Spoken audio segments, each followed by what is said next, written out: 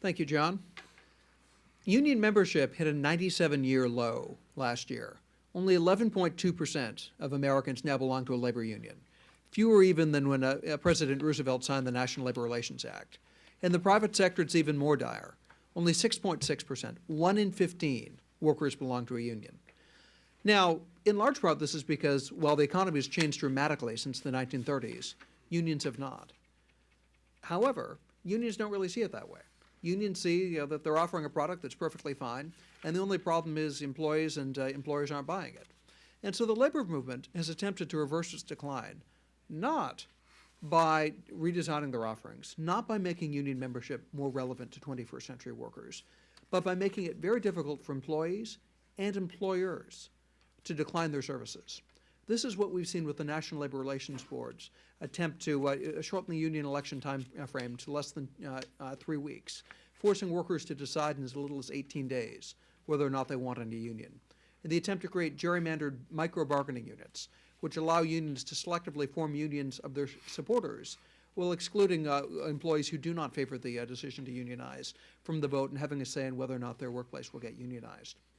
But it's not just at the board level. Even in individual organizing campaigns, unions are moving more and more towards the direction of trying to pressure an employer into accepting union organizing, rather than persuading the employees that a union's in their best interest. And that's not just me saying that. That's the actual words of union organizers. Consider what Joe Crump, who was the former Secretary-Treasurer of the United Food and Commercial Workers Local 951 in Kalamazoo, Michigan, wrote in a publication, the Labor Research Review, designed for a pro-union and, to his side, sympathetic argument. He says, who do we really need to convince of the advantages of being union? Employees or employers? Organizing without the National Labor Relations Board means putting enough pressure on employers, costing them enough time, energy, and money to either eliminate them or get them to surrender to the union. This is what the UFCW calls a pressure campaign. I don't believe we have the luxury of sitting around and hoping that employees trapped in a union-free environment will come knocking on our door looking for a solution to their problems. If organizing is the lifeblood of the labor movement, then we have to create our own reality by making our own breaks. And that means focusing on non-union employers and making them pay for operating non-union. One of the concerns organizers might have about waging economic war on an unorganized company is that it might turn employees against the union. I look at it this way. If you had massive employee support, you probably would be conducting a traditional organizing campaign. Besides, the advantages of a pressure campaign in today's environment overwhelm whatever problems you might think of. For example, you don't need a majority or even 30% support among the employees. A few people, inside and out, are all that's necessary. That's the attitude of many modern union organizers, that the way to organize workers is to put enough pressure on their company to force the company to surrender and take the employees out of the decision-making process. Here today to discuss what that looks like, not in theory, but in real life, is Dave Bego, who's the president of Executive Management Services, a company that now employs over 5,000 workers across 38 different states. Since 2006, his company has been locked in a battle with the SEIU, attempting to persuade not Dave's employees, but Dave to surrender his employees' rights to a secret ballot election and to become unionized. We also have here with us to discuss this issue Diana Furchtgott-Roth, who is a senior fellow with the Manhattan Institute, and before that was the chief economist at the Department of Labor and the chief of staff at President Bush's Council of Economic Advisors, as well as Russ Brown, who's an adjunct fellow at the Competitive Enterprise Institute and a vice president with the Labor Relations Institute. But Dave?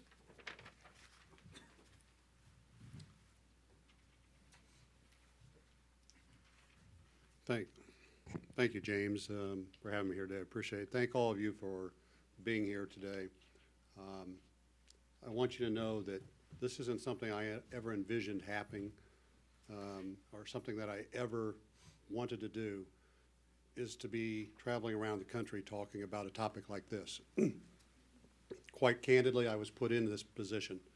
I was put in this position by the SEIU, and I was put in this position because of their indiscriminate attack on my company, my employees, my customers, and my family.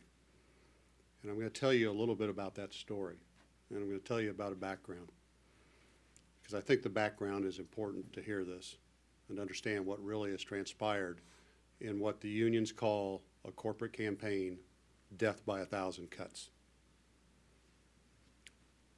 When I came out of school, I was going to be a doctor. Didn't quite get there, so I went to work for a company and I ran plants around the country for them for about 10 years. And the reason this is important is I became a turnaround specialist for them. What I would do is go into the plants and take plants where they're failing and make them successful. And the way I did it was appealing to the employees and taking care of the employees and getting the management to understand that employees were our biggest asset. I did that for almost 10 years, and I left because I got tired of traveling around the country. And I went to work for a cleaning company. I became their general manager in Indiana. And I left that guy after 3.5 years because he was the antithesis of what I thought good management should be. He treated people poorly. Quite honestly, those people deserve to be unionized. And when I left that company, it was about 3.5 years after I left my previous job, and my wife, who was sitting over here, was scared to death about our future. I decided I was going to start EMS, Executive Management Services. And I do get a little emotional at times, so bear with me. When we started it, I was committed to the fact that we were going to take care of our employees, we were going to make sure they were safe, and we were going to do the right things. We were going to be a company that did business with integrity.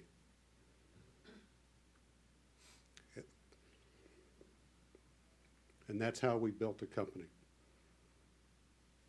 We started in 1989. I started cleaning small buildings myself. Barb went back to work as a legal secretary. And as we grew the business, by the mid-90s, we offered our people benefits, including health care, which quite honestly doesn't happen a lot in our industry. But we wanted to do the right thing. And as we continue to grow across the country, by the year 2006, we were in about 33 states and had about 4,000 employees at that time. We were doing the right things. We had one of the lowest turnover rates in the industry. And then all of a sudden, the SEIU appeared.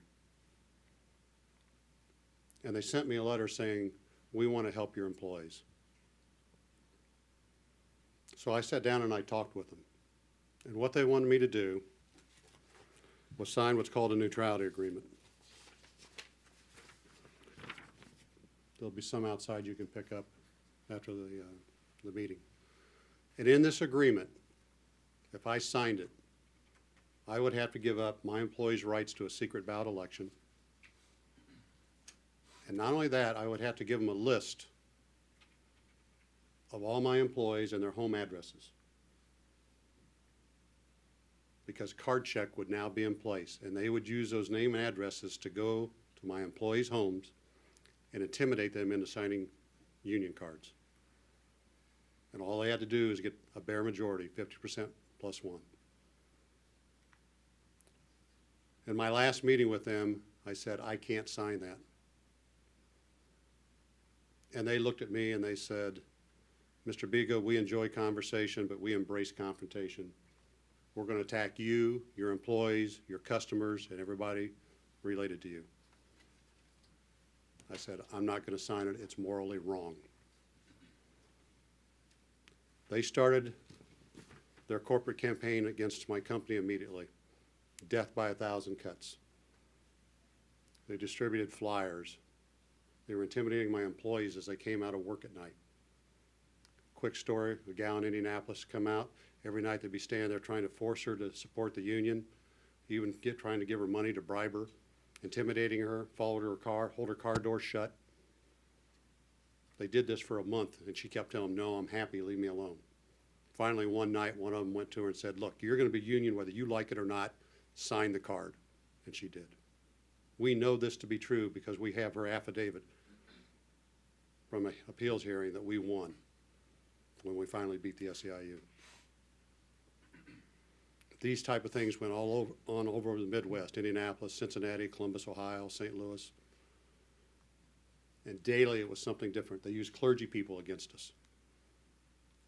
They actually had clergy people shut down buildings by blockading the doors during the day. They had them send letters to our customers telling them how bad we were, how we treated our employees bad, made them use hazardous chemicals and bad equipment. They wrote letters